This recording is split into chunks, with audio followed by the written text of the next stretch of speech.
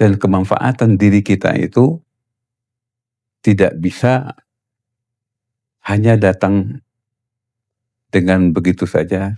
Kita harus berbuat, beramal lah kata Allah. Ya. Dan dari amal kita tersebut pasti ada manusia yang melihat, tentu ada Rabb yang melihat kita. Jadi para penuntut ilmu, ya modalnya itu. Ya, kalau kita ingin istiqamah, anak-anak kita bisa istiqamah dengan agama, bisa menjadikan rumah tangga itu sebagai medan kita menegakkan syariat Allah. Ya, modalnya itu. Mengenali Allah dengan sebaik-baiknya. Tapi apa? Hakikatnya apa? Bagaimana menjaga bahwa kita ini milik Allah. Kita ini memang harus kembali kepada Allah. Kita hidup dengan apa yang diberikan oleh Allah. Jadi bahwa ilmu itu sangat ditentukan bisa bertahan di hati kita itu lama dan bisa menimbulkan keberkahan sangat-sangat ditentukan dengan keikhlasan. Bagaimana cara bertahan iman? Talabul ilmi. Tapi ketika kita mau talabul ilmi, bersihkan hati kita, bersihkan niat kita.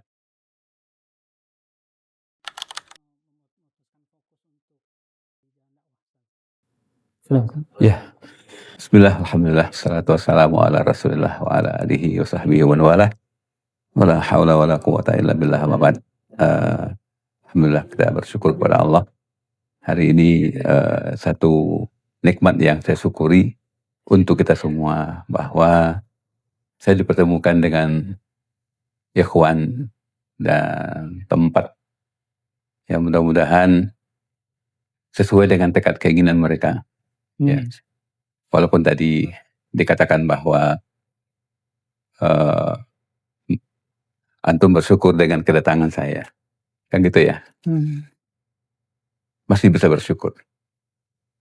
Terus ya saya khawatir aja, saya ingat itu bahwa kalau terkait dengan ilmu, bahwa keberkahan ilmu itu biasanya dengan didatangi. Insya Allah. Ya. Bukan kita yang didatangi ilmu. Ya, mudah-mudahan ini sebagai penyemangat awal. Insya Allah Ustaz. Ya. Karena zuk talabul ilmi itu jauh lebih terasa kerendahan hati kita, kebutuhan kita dengan kita mendatangi daripada kita didatangi. Ya, kemudian ikhwan sekalian yang dirahmati Allah Subhanahu wa taala.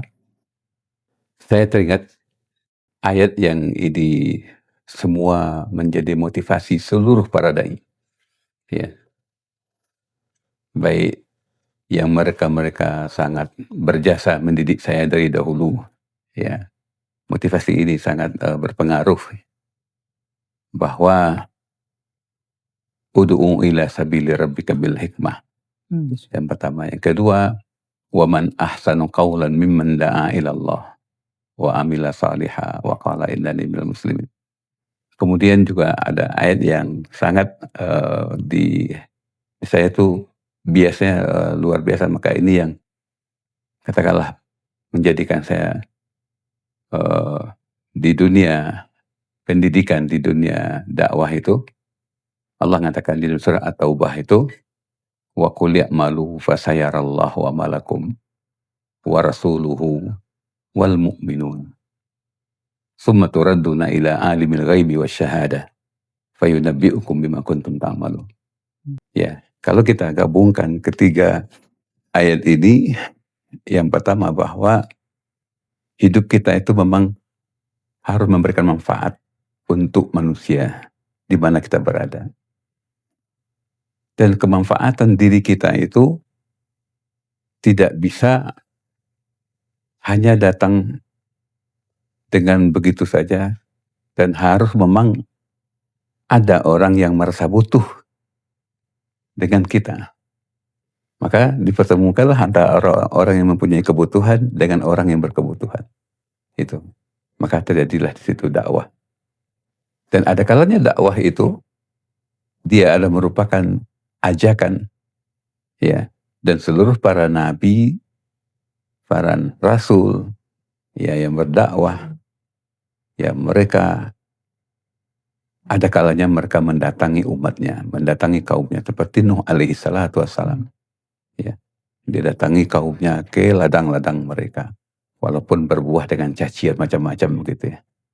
Maka semangat inilah yang seharusnya bagi seorang dai, seorang penyeru kepada kebaikan yang harus melandasi kehidupannya. Karena di situ dipertautkan dengan surat At-Taubah tadi, bahwa kita harus berbuat, beramallah kata Allah. Ya. Dan dari amal kita tersebut pasti ada manusia yang melihat, tentu ada Rabb yang melihat kita. Maka di sini ada dua kemungkinan mana yang jadi prioritas kita pendakwah ini. Apakah kita memprioritaskan untuk dilihat manusia, diperhatikan oleh manusia, ya, atau kita lebih fokus kepada perhatian Allah yang menyuruh kita menyeru. Maka alhamdulillah saya sedikit, karena saya pendidikan saya memang dari guru ya, anak dari PGA dulunya. Anak orang negeri, bukan orang pondok lah. Ya, orang negeri, SD negeri, MTSN negeri, kemudian PGA negeri.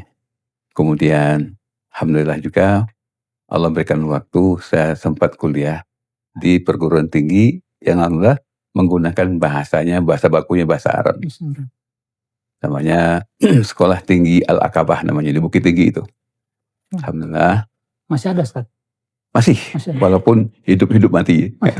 Tenggelam, hidup lagi. Sekarang udah dihidupkan lagi oleh generasi apa aja gitu. Alhamdulillah. Ya. Alhamdulillah. Hidup saya tuh alhamdulillah ya. Di masa MTS itu, saya orang pasar. Saya jualan minuman, dorong gerobak. Masuk gang, keluar gang. Pulang sekolah jualan. Kemudian tinggal di masjid. Ada tinggal di masjid.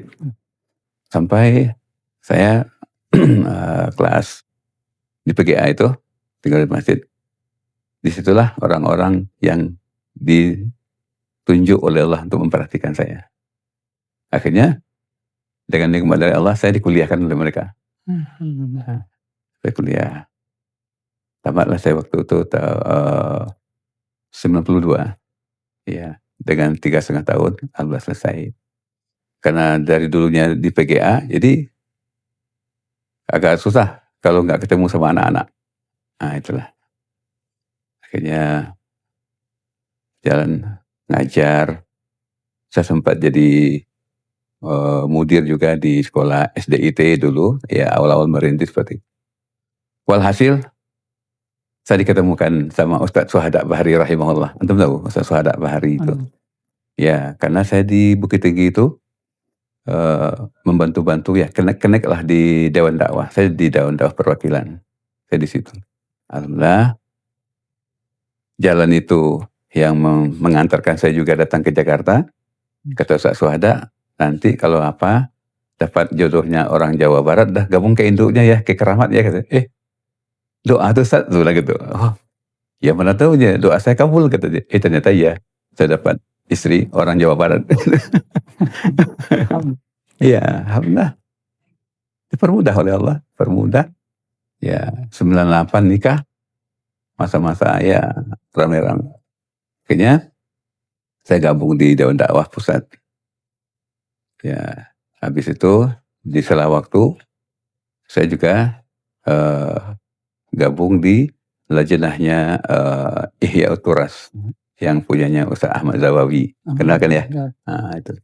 Saya ke Jakarta itu, Bandung Jakarta 9 bulan sampai nunggu anak lahir. Habis itu baru pindah ke Jakarta. Disitulah saya ketemu sama Ustaz Ahmad Zawawi yang memberikan motivasi ayat tadi. Wa qul ya'malu fasayarallahu amalakum. Ya. Berbuatlah katanya. Beramallah dulu katanya.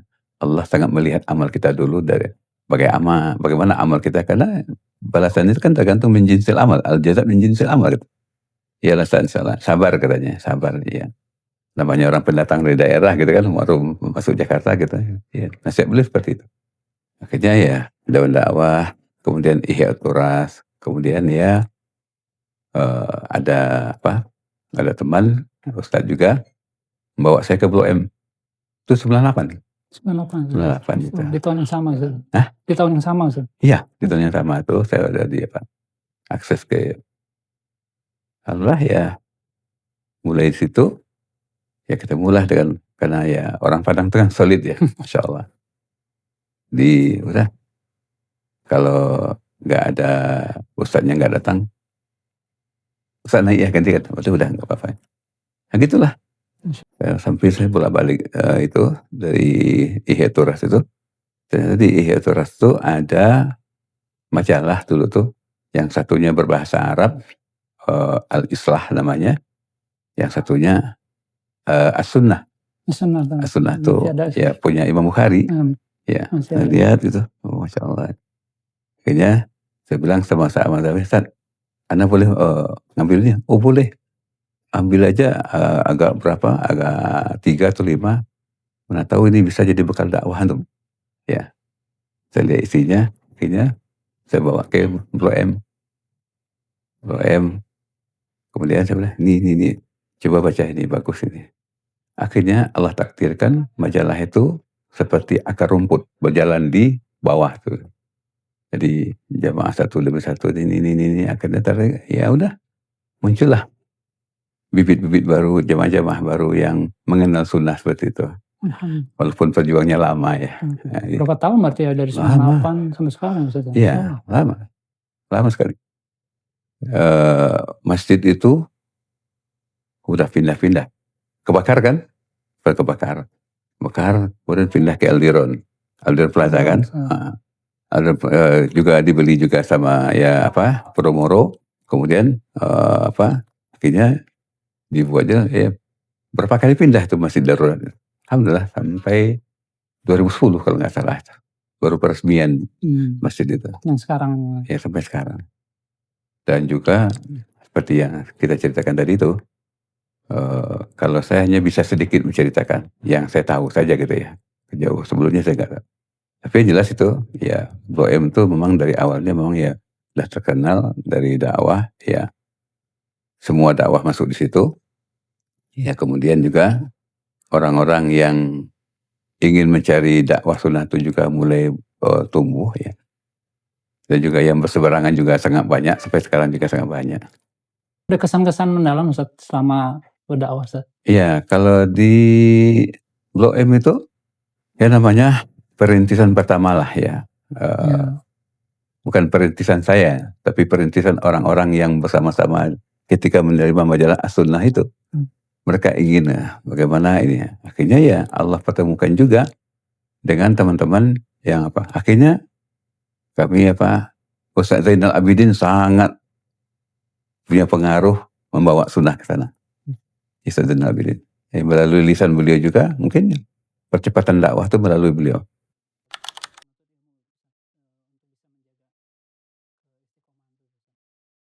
Di samping ada di Dewan Dakwah itu, ana ada senior ana yang bawa saya waktu itu.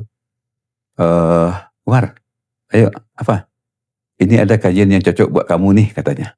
Di mana? Di Permukasari. Siapa yang ngasihnya? Ustaz Abdul Hakim bin Amir Abdad. Oh iya kah? Iya. Akhirnya ya samalah kajian itu yang saya dapat di bangku kuliah dulu. Kayaknya di bangku kuliah itu nggak semua buku-buku itu dijelaskan oleh secara dan nggak banyak yang tahu kan buku-buku itu. Oh ternyata oh gitu ya. Akhirnya dikasih buku sifat salat Nabi. Oh di situ mengenal kembali buku-buku itu. Akhirnya pas di Jakarta ketemu dengan Ustaz Abdul Hakim, ternyata itu juga buku yang lagi cuma waktu itu Syarah Sahih Bukhari Fathul Bari waktu itu ada masuk situ. Nah disitulah ya menemukan kajian ilmu yang mengenal manhaj. Walaupun waktu di kuliah dulu pernah baca buku itu, tapi kan nggak banyak orang yang bisa menjelaskan seperti itu. Nah barulah, oh ini manhaj, ini dakwah, ini manhaj. Karena beda katanya. Akidah kaum kita itu ya tidak hanya sebatas akidah katanya. Orang baca akidah semua katanya. Oh enggak sebatas hanya akhlak, orang punya akhlak semua katanya. Tapi yang jarang dibaca orang itu adalah manhajnya. Nah itu. Bagaimana cara beragama. Beragama menurut siapa nih? Menurut nenek moyang kita kah? Atau menurut apa katanya? Jelasin.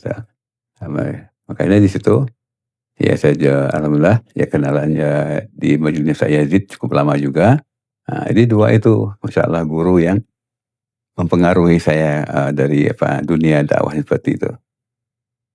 Maka alhamdulillah ya itulah memang ya fokusnya di situ. Jadi kalau antum tanyakan tadi masalah bagaimana kiat istiqamah, ya itu.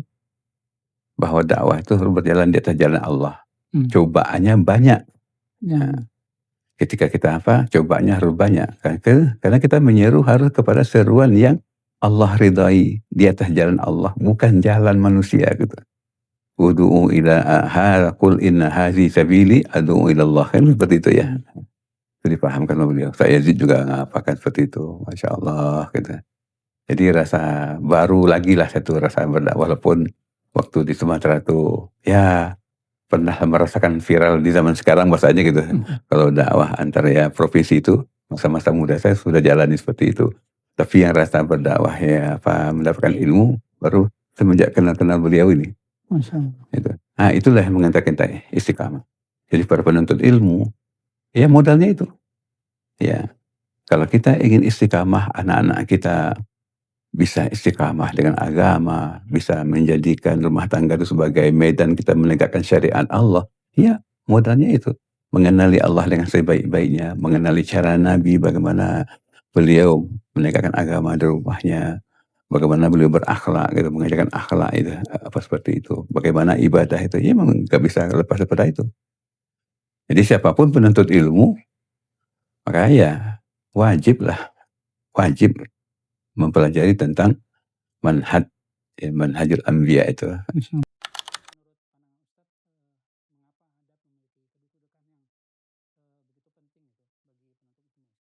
Iya, yang pertama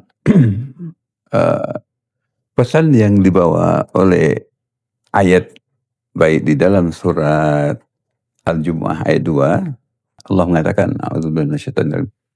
Huwallazi ba'atsa fil ummiyina rasulan minhum yatlu 'alaihim ayatihi wa yuzakkihim wa yu'allimuhumul kitaba wal hikmah wa in kanu min qablu lafi dhalalim mubin.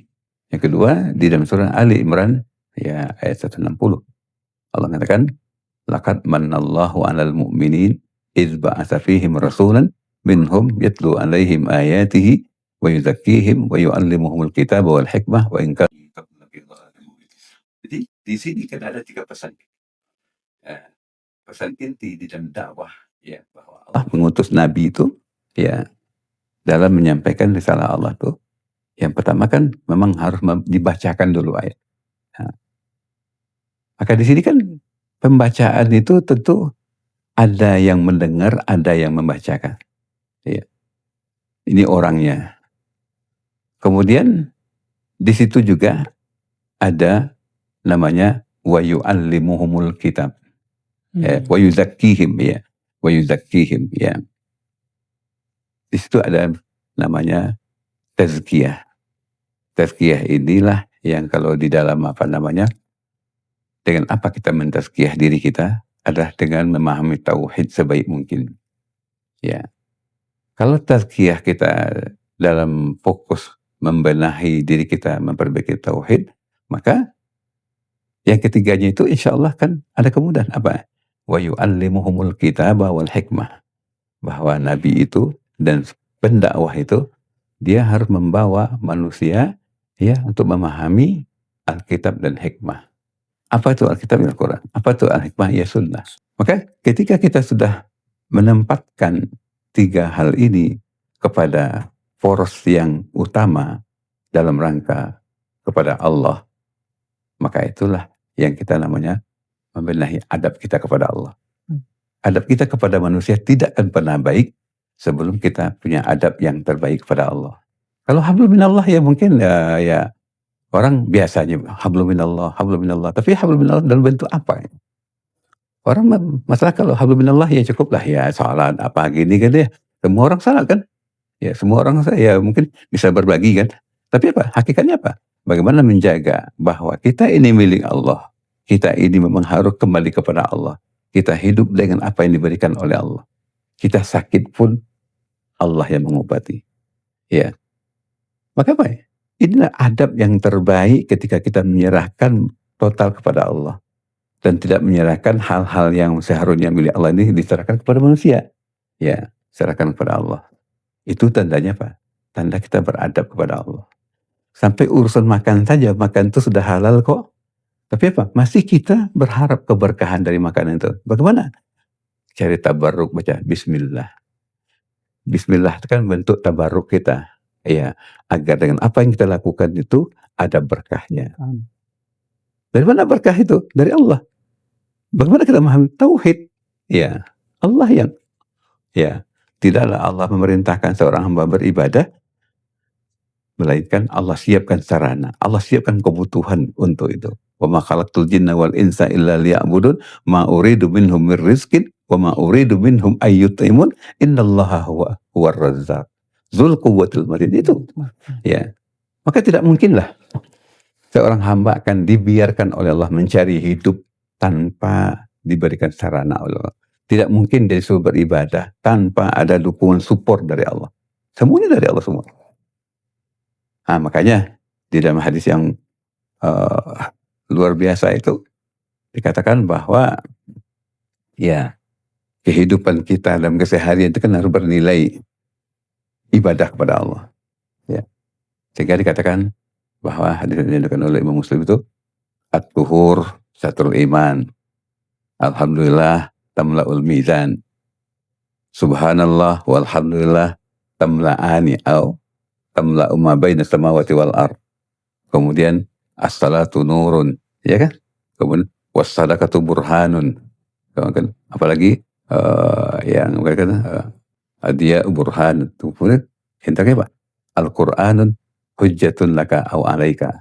Kemudian Nabi kata kullun nas ya yaghdu ya fafayu nafsahu ya wa mu'tiquha au mubiquha. Jadi kalau kita lihat kehidupan kita, keseharian kita nih, siapapun posisi kita, pedagang, antum yang di sini, siapa saja yang di luar jalan apa semua, ya pasti mereka itu, ya kalau mereka baca hadis ini, itulah insya Allah yang bisa menempatkan hati kita bisa istiqamah, bisa bersemangat terus, ya. Mungkin kita kurang rezeki di dunia, tapi kita sudah ada nanti kenyamanan di akhir. Mungkin kita hari ini belum ada ilmu, tapi apa? Hidayah sudah ada. Salat kita menuntun kita untuk dapat hidayah, dapat cahaya. Sedekah kita infakkan. Nggak mampu bersedekah dengan apa? Mungkin dengan melapangkan orang, mengangkatkan barang orang saja, itu sudah bagian sedekah. Untuk seperti itu. Makanya kata Nabi ya, seluruh manusia itu keluar di pagi harinya, ya mereka menjual dirinya. Pertanyaannya apa? Ke siapa dia jual dirinya? Jual kepada manusia, pasti harganya murah. Ya kan? Ya, hamba manusia. Maka juallah diri kepada Allah. Ya. Kalau katakan di dalam surah At-Taubah, innallaha ashtara minal mu'minina wa anfusihim wa amwalihim bi anna lahumul jannah. Itu. Jadi kita harus menjual diri kita kepada Allah. Jadi pergerakan antum jualan apa saja, semua rangkaian kehidupan kita dari pagi, malam, pagi, semua harus kita jual diri kita kepada Allah. Kita tijarah ini. Antum kan dagangan ya. Allah katakan apa? Ya ayyuhalladzina amanu hal adullukum ala tijarah tunjikum min adzabin alim. Ya. Juga di Fatih juga Allah katakan apa? Innal ladzina yatluna kitaballah ya wa aqamus shalah ya. Kemudian apa? Mereka lah ya yang mengharapkan perdagangan yang tidak pernah merugi ya, seperti itu. Nah, jadi intinya bahwa keistiqamahan adab itu sangat ditentukan dengan tauhid kita yang lurus. Bermulalah dari membenahi tauhid kita yang kemudian berdampak kepada ibadah. Ya karena ibadah tanpa tauhid nggak ada nilainya sama sekali. Ya orang katakan saya ikhlas kok, ikhlas sih. Apa? Nggak akan ada dampak ikhlas kalau dia nggak dengan ilmu. Apakah itu bagian dari adabnya juga kan? Jadi akhirnya nggak mendatangkan keberkahan terhadap ilmunya ya. Ya banyak faktor sih. Karena sesuatu itu akan masuk kepada diri kita tergantung dengan apa kita menampungnya. Hati itu bagaikan wadah yang bersih, piring yang bersih. Kalau kita siapkan piring yang bersih, ditempatkan dengan satu makanan yang ya mungkin harganya murah, tapi dia akan jauh lebih bisa dirasakan bersih betulnya itu. Dan nanti juga akibatnya kan bersih juga. Makanya itu pentingnya kebersihan hati ya dalam menuntut ilmu. Ya, Nabi saja kan ketika turun surah Al-Mudaththir, Pak. Ya ayyuhal mudaththir qum fa'anzir wa rabbaka fakabbir wa siyabaka fatahhir. Ya, bersihkan pakaian. Ya. Jadi bahwa ilmu itu sangat ditentukan bisa bertahan di hati kita itu lama dan bisa menimbulkan keberkahan sangat-sangat ditentukan dengan keikhlasan. Apa yang memotivasi kita dan talabul ilmi. Kan kata Nabi juga mengatakan bahwa ada 3 orang, kata Nabi itu, untuk 3 orang inilah pertama neraka dinyalakan oleh Allah. Kayak gitu ya? Orang yang alim, bisa baca Quran, datang dipanggil, dia katakan begitu, kata Allah kadzabta. Kayak gitu kan ya? Iya. Kemudian orang yang dermawan, ya orang yang berjihad, semuanya, ketiganya mengatakan amal. Tapi apa kata Allah? Kadzabta. Ya. Ini menunjukkan apa? Tidak ada keikhlasan. Ya. Maka selama tidak ada keikhlasan, ya udah, siap-siaplah rugi. Ya. Di samping rugi apa? Di dunia ilmu nggak berkah. Ya. Susah dapat, apalagi untuk mengamalkan dalam kehidupan.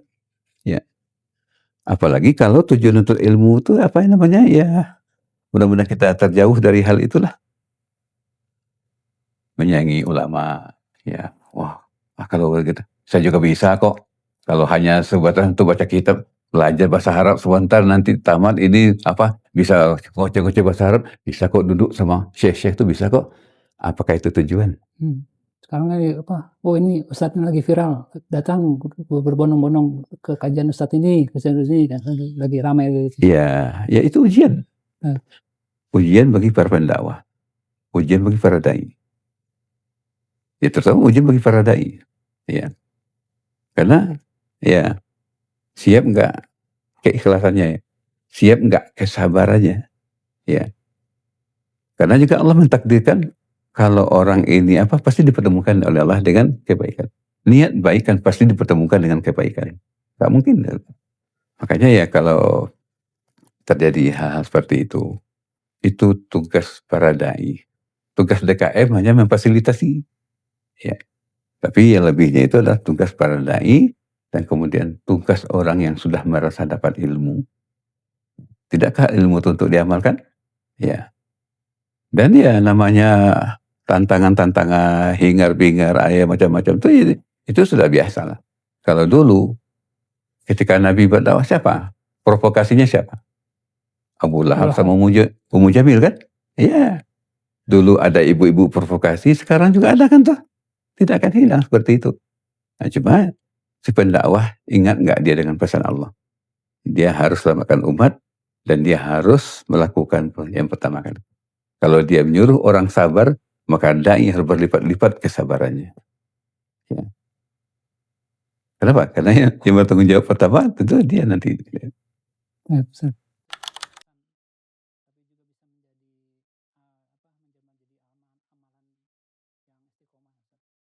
Ya, untuk ini ya kita harus merenungkan ya ayat yang pendek itu, wal asri itu. Renungkanlah ayat itu. Karena siapapun kita, kalau nggak hidup dengan 4 hal ini, kita bakal jadi orang yang merugi. Siapapun dia. Wal asri, innal insana lafi khusrin, illal ladzina amanu, wa amilus salihat, wa tawasibil haq, wa tawasibis sabar. Ya, itu pilar yang bisa menyelamatkan siapa saja orang yang takut akan jatuh kepada kerugian dan kebinasaan. Ya, saya seluruh para asatidzah sama mengajarkan kepada kita dulu, semua para penuntut ilmu dan seluruh para orang-orang yang ada di rumah tangga kita wajib memahami ayat ini. Sehingga Imam Asy-Syafi'i mengatakan sekiranya Allah mencukupkan hanya 1 surah ini yang turun saja, insya Allah akan mencukupi semuanya dari surah Al-Asr itu. Karena di dalamnya ya sendi-sendi kehidupan, syarat untuk jauh dari kerugian itu ya. Pertahankanlah iman. Niscaya kita akan istiqamah. Bagaimana cara bertahan iman? Talabul ilmi. Tapi ketika kita mau talabul ilmi, bersihkan hati kita, bersihkan niat kita.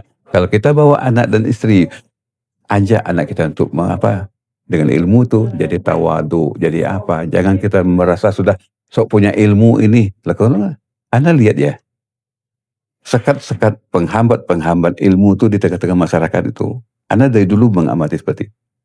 Ketika kita kurang pergaulan atau menutup diri dengan lingkungan. Kita ini, para masyayikh dulu, sampai sekarang katakan, salafiyin dikenal hujahnya kuat. Ya, tapi apa? Dari adab akhlak kita masih kurang.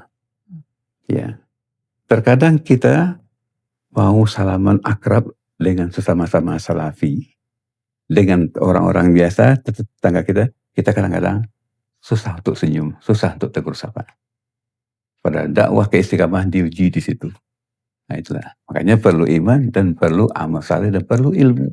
Dan perlunya kita masyarakat. Kita perlu masyarakat, kita butuh masyarakat. Jadi jangan katakan masyarakat butuh saya kok. Jangan katakan kita butuh masyarakat. Kita nggak bisa beramal saleh kalau masyarakat nggak ada. Nah, itu. Jadi di mana saja kita berada nanti pakailah ini bahwa kita butuh masyarakat. Ya, manusia itu hubungan sosial semua. Ya, hablum minallah wa hablum minannas.